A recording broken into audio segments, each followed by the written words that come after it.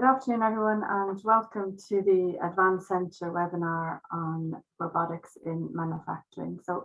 My name is Louise O'Gorman, and I'll be the moderator for today's discussion on advanced robotics in manufacturing. So, first off, I'll introduce you to our three guest speakers. Opening our discussion, we have Dr. Barry Toomey, who is the Advanced Centre Project Director. Barry's based in UCD, and he'll give you a brief overview of the Advanced Centre and the history. Next up, we have Dr. Jamie Roach, who's a lecturer and researcher based in the ATU Sligo. And Jamie will give us some of his insights into the academic research that he's involved in and his thoughts on the future work in his field.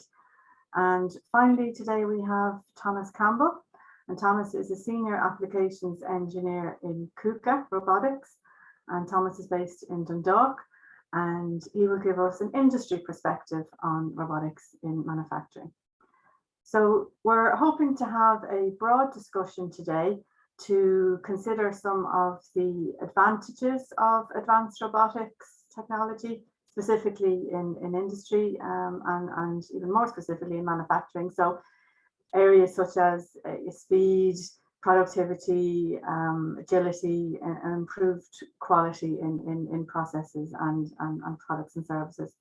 And we also want to consider the challenges companies may find with the practical implementation of new technologies, as well as ensuring that they have staff with the right mix of skills. So as our speakers are talking, I'd ask you to pop any questions that you may have into the Q&A section as opposed to the chat section, and I'll get to as many of them as I can. So I'll now pass you on to Barry, who will give you a brief outline of the Advanced Centre, and I hope you enjoy the webinar.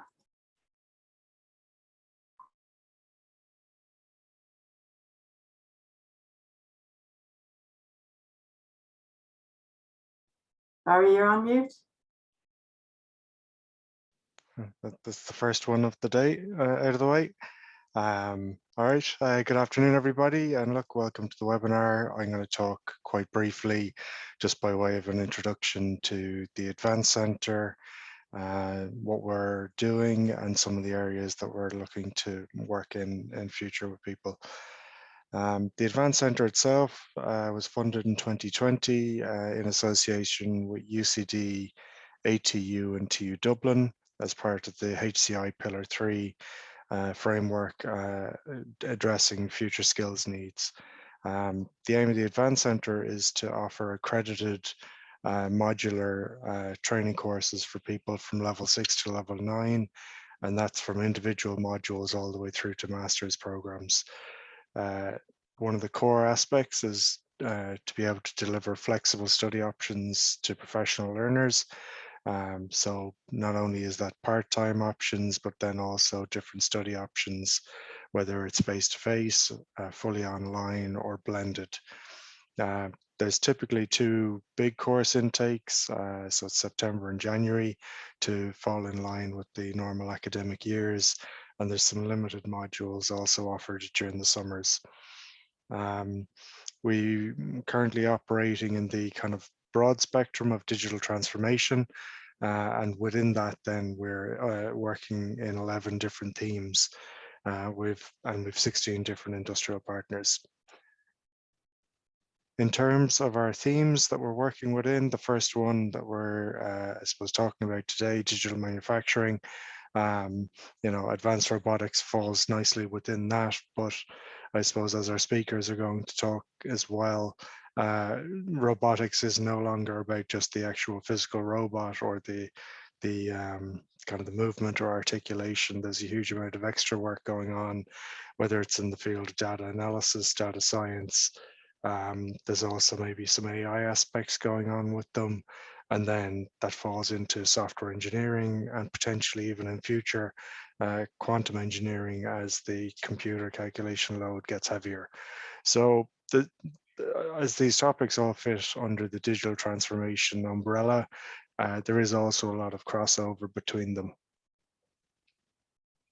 So what the Advanced Centre can, or what we're aiming to do for you, is offer accredited modules and courses. This means that subjects that were typically buried within master's programs are available for individual booking. So whether it's an introductory course or a more advanced level course that you want to just upskill in an area, you can go in and take that individual module now rather than having to enroll for a larger program. And with those flexible study options, then as you build up your credits or micro credits with each successful completion, these can then be stacked towards a future award. So a normal master's program is made up of 90 credits. So you can stack individual modules all the way up to 90 to build up to your master's in specific areas. And that's something we're working with our 3 partner institutes to develop that clear pathway for them. While as a part-time learner, you also get direct access to the institutes. You're a full-time student, even if you are only registered on the part-time courses. So this means you have normal student access to the library, and it can help then build relationships with academics in specific schools.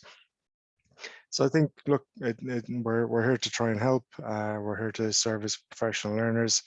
And if we can help with any of your training needs, please get in touch. Either through info@advancedcentre.ie. Feel free to visit the website where you can see our range of courses, and the bookings are open now for September modules.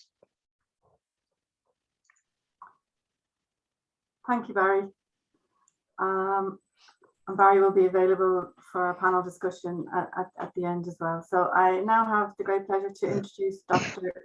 Jamie Roach, who is going to give us an overview of his research. So off to you, Jamie. Thank you. Yeah, thank you, Louise. Let me just share my screen here. Good afternoon. My name is Jamie Roach. I'm a lecturer in robotics and automation at AT Sligo. Today I'm going to be talking about path planning, and more specifically free space detection and human activity recognition. Prior to that, I give a brief background into the motivation and challenges before concluding with some of the implications of research and the future work we plan on doing. So why would you research into this particular area? So there are many reasons to research intelligent mobility. But to put this into context, let's talk a little bit about COVID pandemic over the last 2 years. So public health and government officials made great effort to slow down the spread of the virus, but it was largely outside of control. And conversely, road safety is something that's wholly in our control, reports an average of over 3,000 fatalities per day. For example, in the UK from 2009 to 2019, there was over 2 million casualties on the road, with an estimated cost to the taxpayer between 7 and 22 billion. Obviously, this isn't as straightforward as one may like. There are challenges relating to the environment that we expect the autonomous vehicles to operate in, and the diverse scenarios in which they encounter, making it a difficult area of research. However, I think that mobility and intelligent mobility and AI has a potential to improve road safety and reduce accidents, making the main motivation for my research. So as I see it, one of the main elements of path planning is free space detection. Free space detection is one of the primary elements of human locomotion. It's defined as the identification of traversable space. The current state of the art uses big data to train supervised machine learning algorithm models to semantically segment pixels that the camera captures. And realistically, this isn't the way humans do things. You know, for example, my toddler, as he was learning to walk, bumped into many, many different things before he realized there were certain places that he couldn't go. The problems with the current techniques is how difficulty adapting to new environments they've never encountered before, and are hugely costly on resources. So realistically, this just isn't the way humans do things. So with this in mind, we propose a self-evolving free space detection algorithm that leverages the relative uncertainty of different sensors to automatically label new data and relearn free space when new scenarios are encountered. The process is a relatively straightforward one. It requires the fusion of image and range data gathered from camera and ultrasonic sensors. We start by training SVM on little data, or 150 or 1,500 pixel patches of HSV and high values. Subsequent, at the same time, we generate an OG map, or an occupancy grid map, generated from the range data captured by the ultrasonic sensors and transform the line to the camera.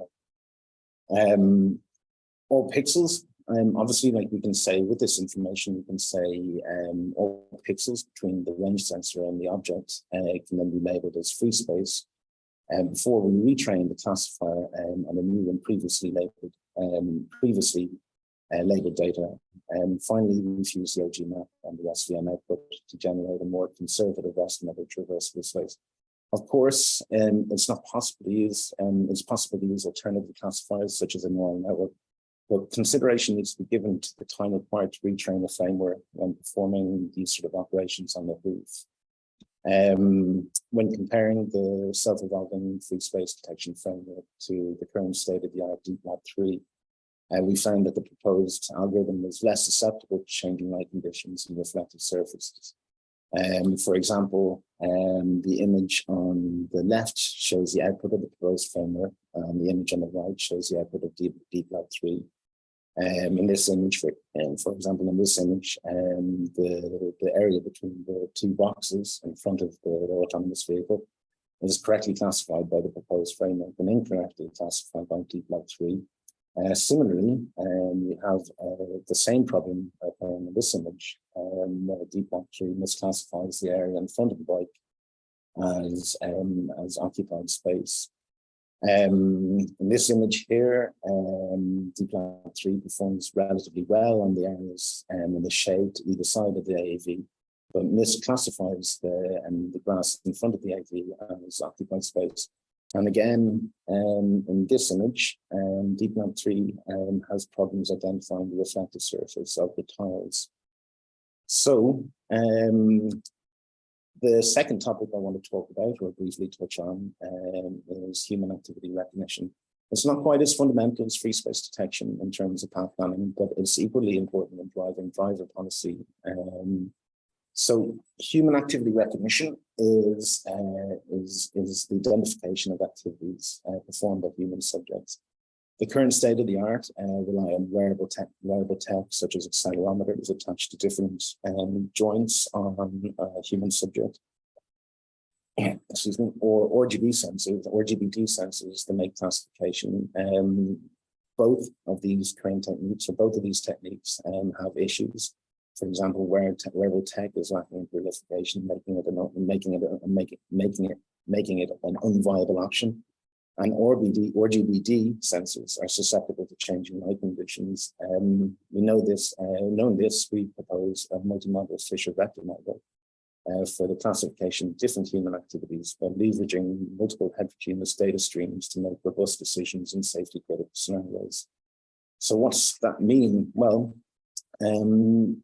the pipeline of this process is what we do. It requires two different machine learning algorithms. The first step in it is a 2D object detector that's used to identify the agent operating environment. The 2D region of interest is transformed and aligned to the PointNet data gathered using LiDAR. The corresponding 3D region of interest is segmented from the PointNet data before being fed into a modified Fisher vector network to make a classification. So, Fisher vectors are something people are probably not familiar with, but essentially what they do is they measure the rate of curvature, or how far things relate to each, or how far apart things are. So what the process that how we perform this operation is, what we do is we superimpose a 3x3 matrix of spherical Gaussians over the 3D region of interest before generating a 4D representation of the activity being performed. And this representation allows the network to recognize the patterns while retraining the relationship between the points in the human subject. And as you can see, we were able to identify individuals performing specific operations and the network is being trained on. And when compared to an when compared to alternative point cloud classifiers, we need to evaluate this, the performance of this framework on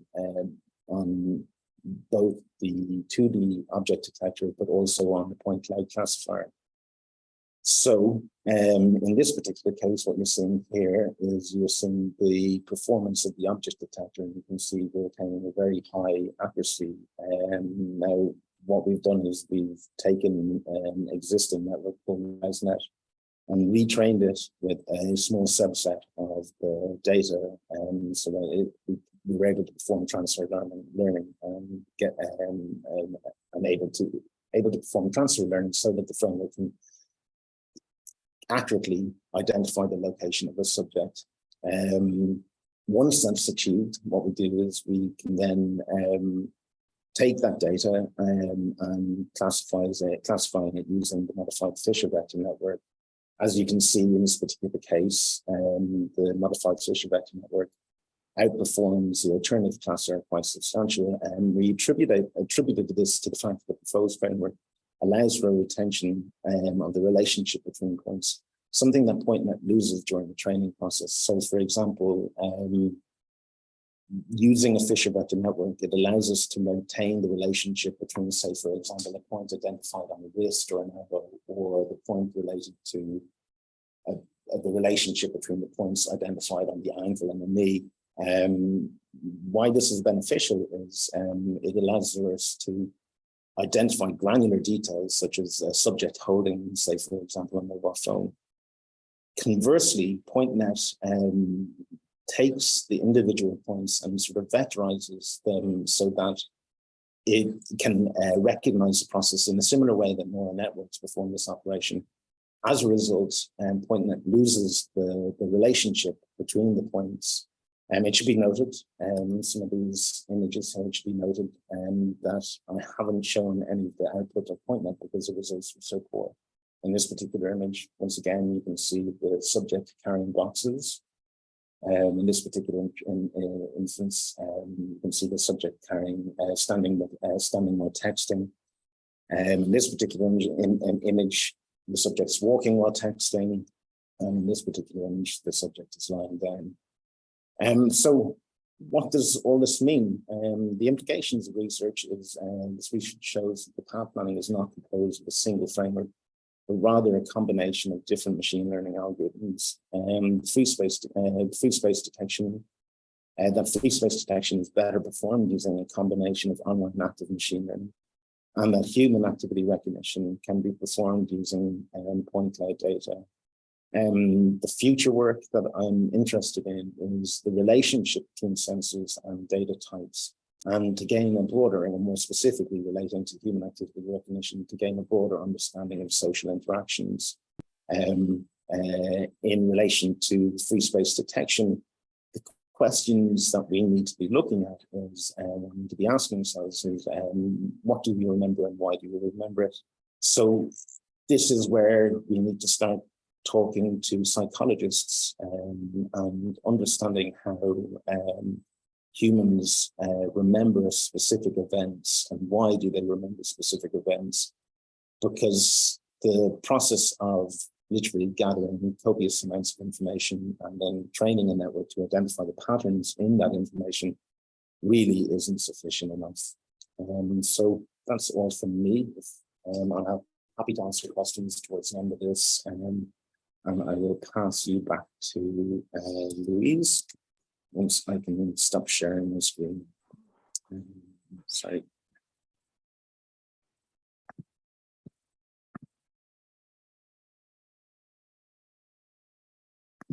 Sorry. Okay.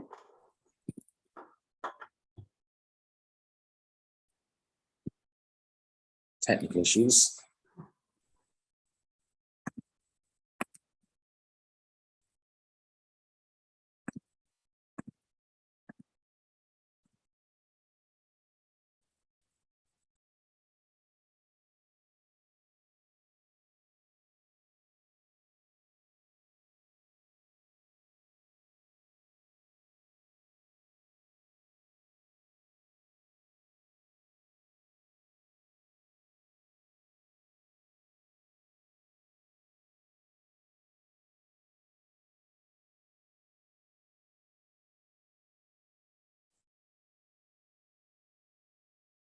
Great, thank you so much, Jamie.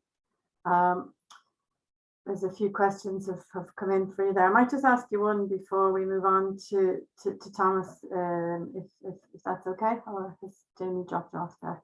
I think that was the only way he could stop sharing. Okay, so we'll move on to Thomas. So Thomas is from KUKA Robotics based in Dundalk, and Thomas is going to give us his industry perspective of robotics with respect to different sectors, but particularly on manufacturing. So over to you, Thomas, if you'd like to start your presentation.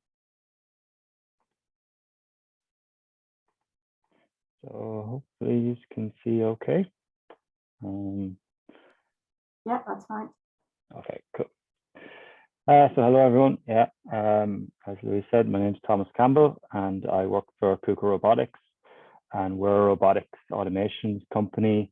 We're headquartered out of a place in South Germany called Augsburg, and that's what the A in the KUKA actually is.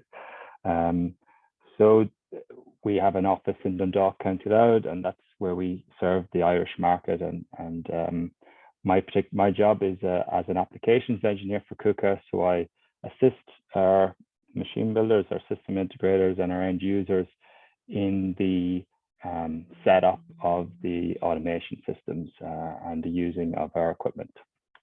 So what we're going to be focusing on is industrial robotics. So we're not talking about humanoid robots that you might see in the movies, or robotics in the sense of AI.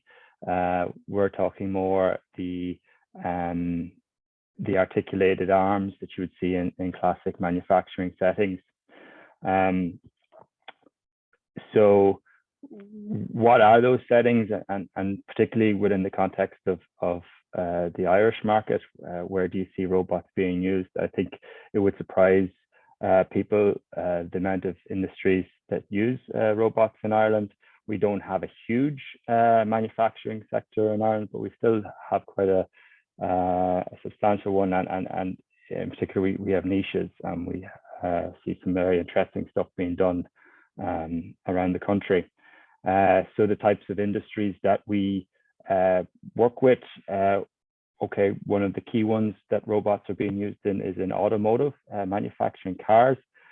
We don't have any car plants in Ireland, but what we do have is tier one automotive suppliers, and a lot of companies making components that go into the car, such as the headlamps or the trims around the windows or the side panels themselves. There's a very interesting company in Carroll that makes side panels for high-end Porsche, McLaren, a lot of high-end cars. So that's tier one automotive. You also see an aerospace industry in the north, in particular, where Bombardier would traditionally have had a large presence. Now no longer there. It's been replaced by Spirit Aerospace, but they still manufacture parts for planes in the north of Ireland. The medical device sector in the west, in particular, is very strong, and we service a lot of different applications in the medical device, from the manufacture of stents and catheters to packaging those components at end of line. Also in injection molding applications, where you're making components for inhalers or EpiPens. These are being produced out of injection molding machines, and the robot would tend to those injection molding machines and take the product out after it's been produced. One interesting application there, it's actually on the screen, is the CyberKnife, the KUKA CyberKnife. It's the second from the bottom right, and this is a KUKA robot behind the white exterior, which is used for precision radiation treatment in hospital settings. There's actually a couple of them in use in Ireland. So why do we use robots in manufacturing settings? There are lots of reasons. We use them to reduce production costs. It's probably the not so nice concept here, where we're able to reduce personnel, our headcount in manufacturing settings. A robot can do the job of a few. or we can maybe limit the manual work to one where maybe several would have been needed previously. This is maybe one of the barriers to entry for robotics, but it is a major driving factor. Increasing production, robots are able to do the task faster, increasing the throughput of your production cycles. Consistency of quality, robots are just going to do the task the same way every time. There's repeatability and there's quality. Once you set it up to do it and you have it working well, you're going to get that same quality every time. The robot doesn't get tired. Scarce resource pool. Okay, so this maybe is the counter argument to the first point, where it's very hard to get workers to do the jobs that a lot of the tasks that robots do. They're quite mundane, and the workforce doesn't want to do them. And this is even in more skilled examples such as welding. We're seeing less and less people going into this trade, so we have to replace them by more and more robotic welding systems. Dirty and dangerous tasks. Okay, so we don't want to be working with humans in hazardous environments, but the robot can achieve work in these areas. So areas such as foundries or polishing applications. Flexibility, the robot can be configured to do any number of tasks. The hardware is the same. We can add software to it to make it do different things. We have that flexibility to do different applications with the robot, and we can do more complex operations, things that maybe weren't previously possible. Reducing floor foot space, light side operation, and social distancing. These are sort of new other areas where we can justify the use of robotics. The last one there, social distancing, has been quite an interesting one over the last couple of years. We're seeing companies increasing the need or looking to use robots now because they can't have packed production halls full of people standing next to each other.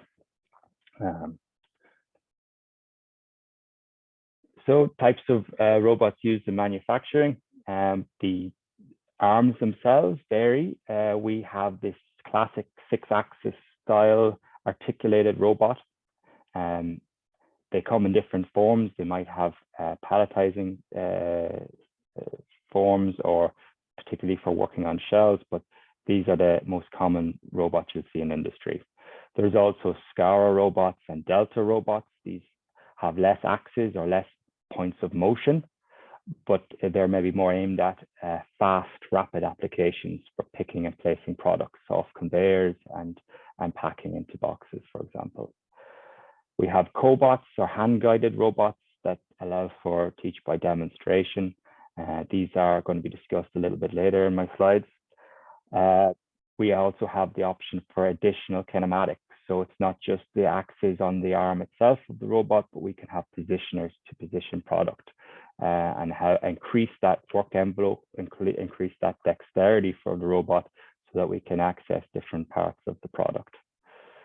And lastly, we have mobile robotics, which is sort of an emerging trend. And again, I can discuss this later in my slides.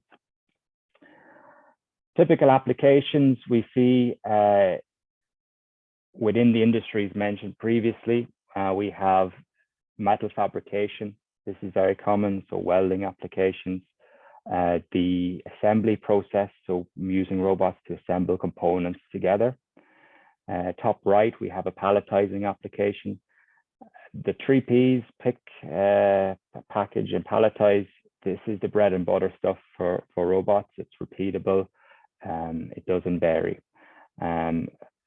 We have press handling, bottom left, taking parts out of a press, machine tending. So you could have a CNC machine making product, and then after every cycle, the doors open and the robot takes the product out of the machine. Sealing, very similar to welding in a way, because you're just dispensing, or you're running along a joint. And then product inspection, so we can use the robot to bring product up to a scanner or a vision system to detect if it's passed the quality assessment. All of these applications are essentially doing the same thing from a robot perspective. They're just moving something from A to B. The something changes in the application. It changes, maybe it's a welding torch in one and maybe it's a gripper in another, but it's all just moving. And this is sort of what actually Barry mentioned earlier about how the kinematics of the robots have sort of reached their max. So, okay, we can make it faster, we can make it more efficient, but the real innovation isn't happening in the arms themselves. Where the innovation is happening is in the software and what we're able to do with the robots from a software perspective. So this is why we in KUKA actually, traditionally where we would have been considering ourselves a mechanically focused company, but now we're more and more becoming a software focused company. We're developing newer application and technology packages to do more interesting things. And a couple of examples of these are on screen now. So we're talking about future trends here. These are where robots are going and what are the areas that are more challenging for robots. One of those areas would be in varying product presentation or varying product placing. So we're not picking and placing from the same place anymore. We might have varying locations to pick. So we need to use sensor data to feed the robot where we're going to pick from. And those sensors could be a camera system, for example. So on the bottom left, we have a camera looking at a bin of product, and that bin could shake around, or the product inside that's going to vary. That would tell the robot where to pick the product from in the bin. This is more in tune with what is real life, and what real life isn't ordered, it's disordered. So using the technology packages to allow the robot to deal with that is an interesting area. Moving on conveyors is another thing. So the robot's able to work while the product's moving on a conveyor. This is another interesting area for robotics. Top left is a demonstration of a technology where it's called safe operation, and it allows us to work within more compact regions in a safe way, and also to work hand in hand with a human. And I'm just going to discuss about Cobots in a second, but this is maybe a leading into that. And on the bottom right is a fleet management system for mobile robotics. So Cobots is a big buzzword in industrial automation. I think there's a lot of misconceptions about collaborative robotics. So people feel that they need a cobot a lot of the time, but they may not. And I think it's because they don't fully understand what their application requires. A lot of the time, an application can be achieved with an industrial robot instead of a cobot. So the 6 stages of collaborative robotics, the first one would be just no collaboration at all. The robot and the human are always separated by a barrier. The second one would be where we sometimes have a human coming into the space, maybe to take a pallet out, but the robot's not moving when the person's in there. So there's an element of a shared space, but the robot never moves while it's in the shared space. The third one is when we have the robot and the human are more in the same space more regularly, and perhaps the robot is moving while this person is close, but not very close to the robot. The fourth one now is where the person is very close to the robot, and we can potentially touch the robot while it's moving. This is the first one that would actually require a cobot. This is the one that would require the collision detection functionalities within the robot itself. The fifth one is an extension of this. It allows for the robot to be taught by hand using the human. So the human teaches by demonstration. And the sixth one is a sort of an extension of this, where we have also mobile robotics, where the mobile robot is moving around the plant floor while the humans are around the same space. So the key things to consider when we're talking about collaborative applications is the speed, the mass, the surface area of the product that we're carrying, and whereabouts in the body we're going to be potentially interacting with, and is there potential for transient or quasi-static contact? So is there going to be entrapments or places where we're going to get caught between a robot and a wall, for example? A lot of the time, all of these factors require the application to be extremely slow and the product to be carried to be very lightweight. And because of this, the applications for true collaborative robotics, stages 4, 5, and 6 mentioned in my slides are actually very few, far between. And we can use industrial traditional robots to achieve most of the collaborative robotic applications that people are looking for in industry. Sort of shared workspace, but not always shared. Mobile robotics allow for matrix style flow. This is another future trend. We're going to see more and more mobile robotics, where we have material flows that allow for matrix style production, less structured, strict production lines.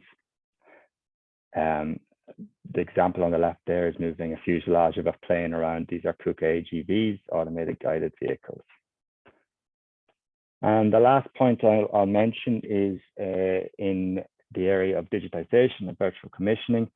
So we are able to more and more use our simulation environment to provide offline capabilities in the pre-sale and development of our cells, so that we can prepare and virtually commission. This allows for great time saving once you get to the production or commissioning in reality. We're able to prove out and check the cycle times of our production and check reach analysis, and we can program offline as well, and then bring that onto the real robot. And hopefully we would have made a lot of savings in the process by doing that, and we cut down on errors and in mistakes being made in the design process as well. So I think I've maybe gone a bit over there as well, but that's my last bit. Thanks very much for listening. I hope you have some questions that you would like to get some answers to, and thanks very much for listening. I'll share back. Thank you so much, Thomas. That was really interesting. I think I'd like to invite Jamie and Barry to come back into the room with Thomas. We have some questions in the Q&A, but if you'd like to ask any more questions, please put them in now into the Q&A. So the first question, just going back to Jamie's research. Jamie, how far is your research from market application and from us actually seeing the free space detection and the human activity recognition models that you spoke about in commercial products? Thanks, Louise. Well, currently I'm over in the UK with working on a project with Loughborough University and Toyota, and what we're trying to do is we're trying to implement AGVs, or autonomous guided vehicles, on the factory floor. Currently, the state of the art is these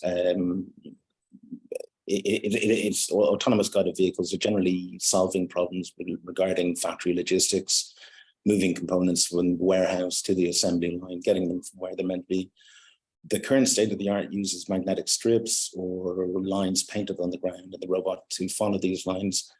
It's one of the major challenges they're finding is that these lines are getting scuffed as or damaged, and is interrupting the flow of the machines moving around the factory. So to sort of address this problem, what we're trying to is look at a form of path planning which is going to incorporate a suite of different technologies like free space detection and human activity recognition, so that they can move the logistics to, or move the components to where they're meant to be without the requirement for predefined infrastructure. How close is it being implemented? Well, currently working on the project. I don't know how close it is to being commercially available, but we are working towards that direction. Yeah, it's an interesting process going from the research that you're doing to seeing it being on the factory floor as a product that Thomas is talking about and integrating into different areas. So I have a question here for both of you probably. What is the #1 obstacle to using cobots? And it says specifically in the pharma industry. So maybe Thomas, you'd like to take that one first? Yeah, sure.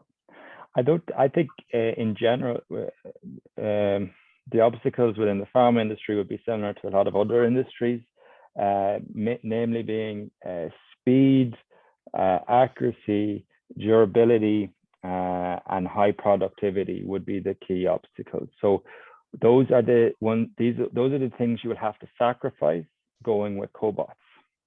So if you're looking for a high speed application and high productivity, you're going to struggle to do that with a Cobot in the pure sense of the word, because in the pure sense of the word, I was scooting through it there, but the pure sense of Cobots is 4, 5, and 6 in the stages I mentioned, whereby the human and the robot are beside each other all the time. Is that actually required in the applications you're looking at doing? And I find, talking with end users, 99% of the time it's not. In fact, the human and the robot can be separated, and even if there is shared space, we can use light scanners, floor scanners, and light curtains to help reduce the robot speed in stages, so that the robot is only ever having to stop while the person is very close. And every other setting, the robot can move and continue to move at lower speeds. That functionality can actually be achieved with any type of robot. Doesn't have to be a Cobot. And I think that's important to understand.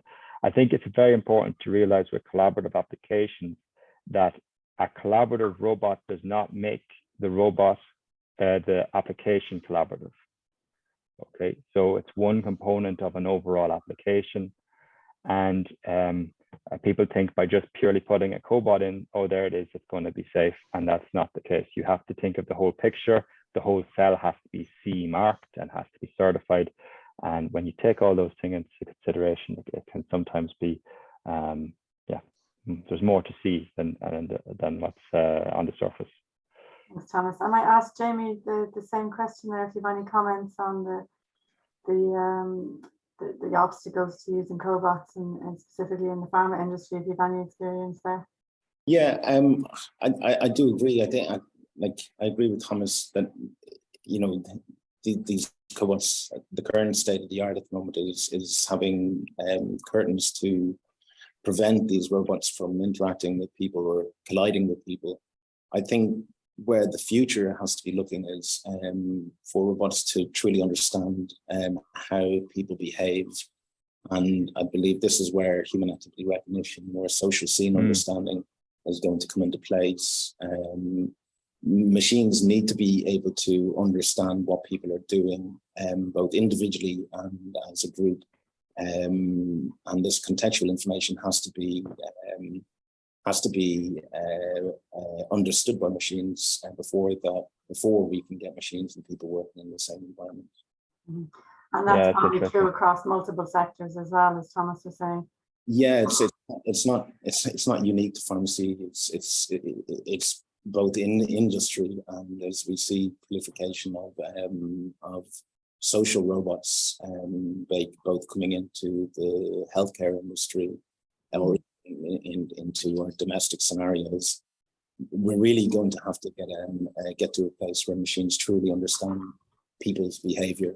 And this can only be done through elements like social scene understanding, human activity recognition.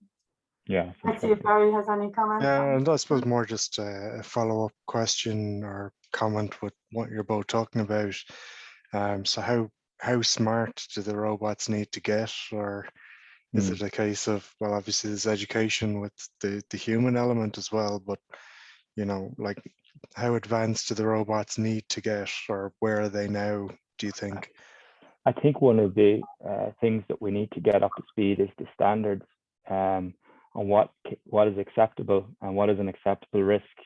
These are limitations to implementing the types of software that that Jamie is talking about there. In reality, I think we need to be able to, without introducing too much danger, we have to maybe be a bit more accepting, because currently the regulations that are in place are very strict and require such limitation on the robot.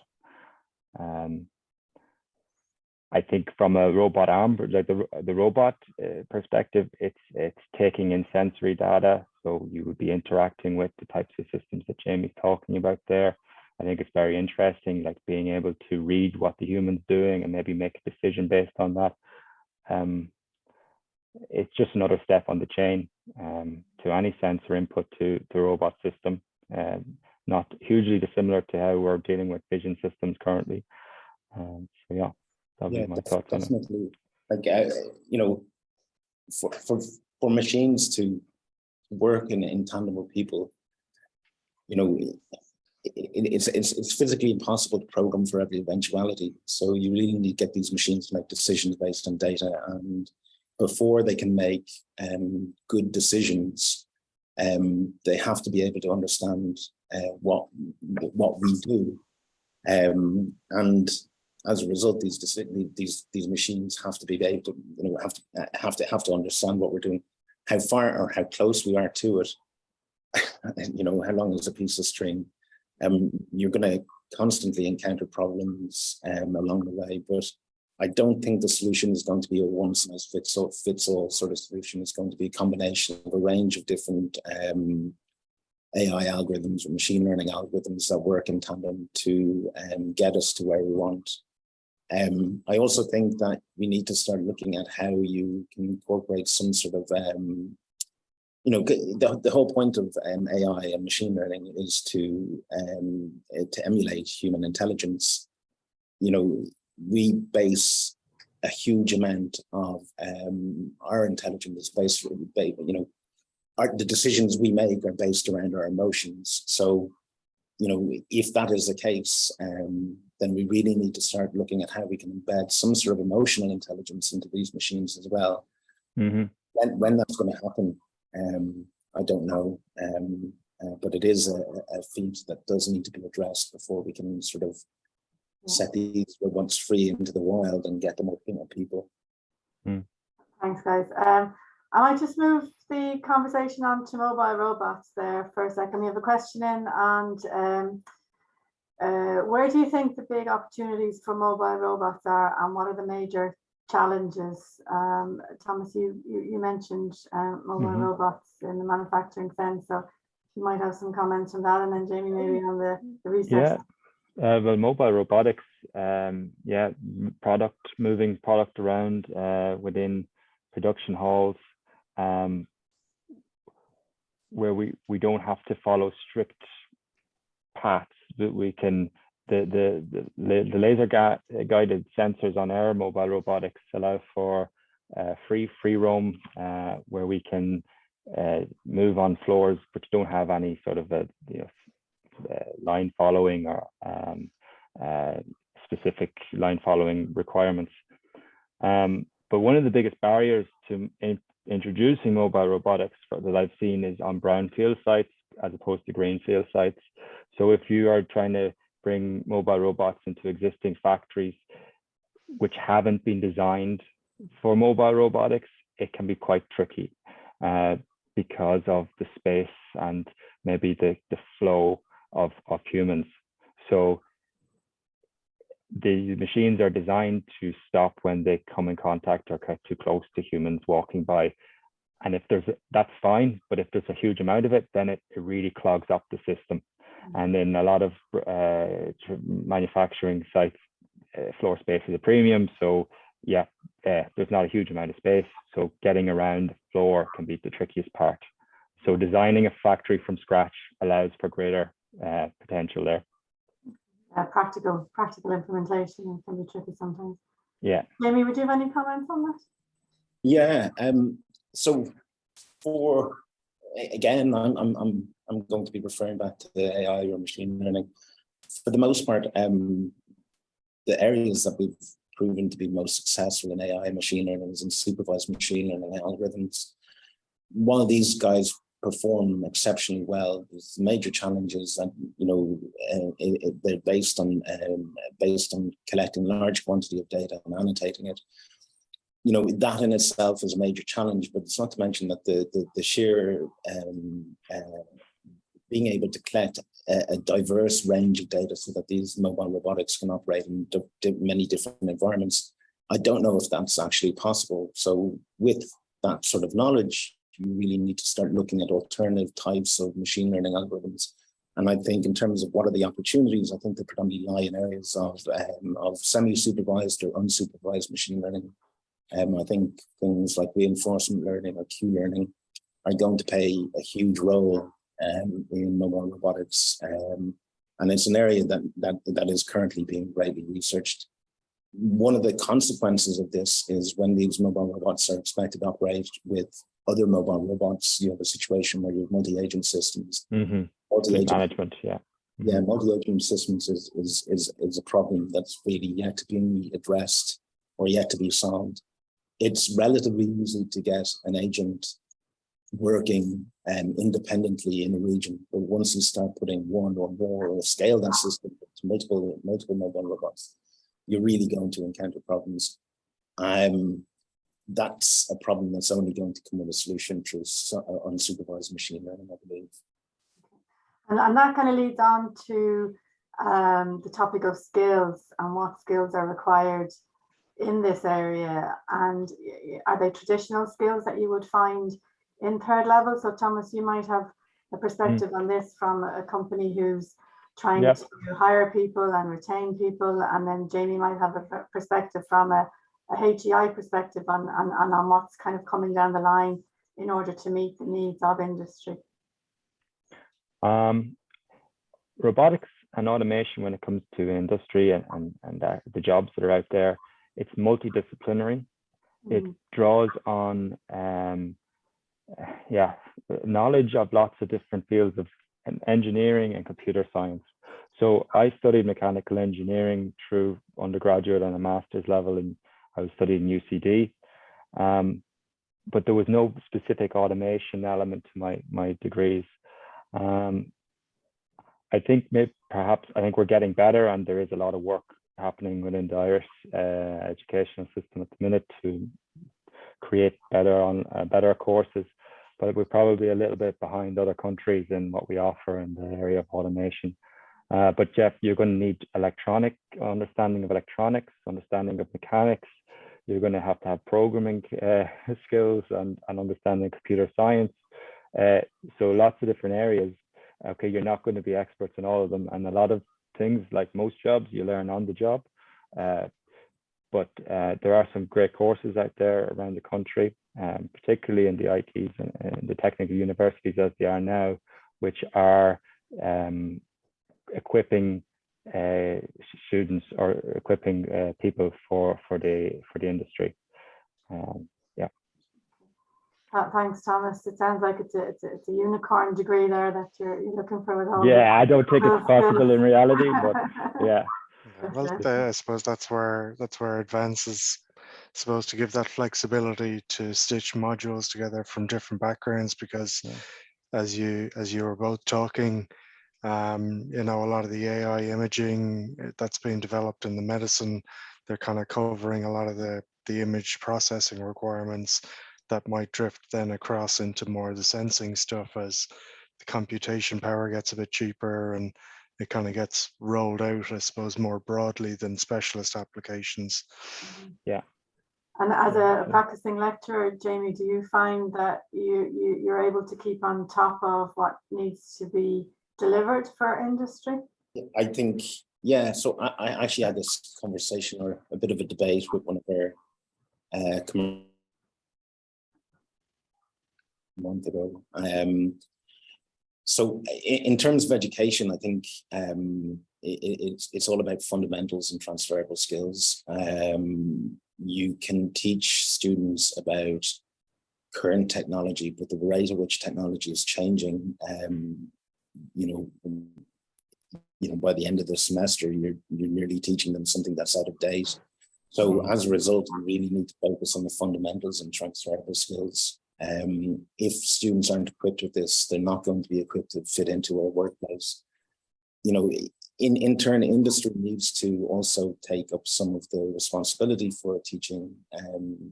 When a graduate or budding engineer starts out in the field, industry needs to take some responsibility in training them on the equipment that they have. But the fundamentals and the transferables and skills that the universities provide them should mean that learning curve is greatly reduced. Yeah, and as Barry said, that's where the Advanced Centre can come in and create that bridge between those skills that you might have in your primary degree and then what's required specifically by a particular industry for particular processes or services, or whatever needs to be done there. I'm just conscious of time here, so there is a specific question for Thomas from Mark on KUKA robots, so I might send that on to you. Yeah, Thomas, for you to respond to. And Barry Mulvey had a follow-up question on algorithms being used in mobile robots. So I might connect Barry to Jamie and Thomas for that specifically. So we will get cut off in a minute or two. So bearing all that in mind, I would just like to thank Jamie and Thomas for their time today, and I'd like to thank all the attendees who've given up their lunchtime this afternoon. And if anyone has any questions or feedback, please come on to the Advanced Centre, or if you have any specific questions for Jamie or Thomas, I can forward those on to them as well. So with that, thank you very much for your time, and have a great weekend, everyone. Thanks, everyone. Thank you very much. Bye-bye. Bye-bye.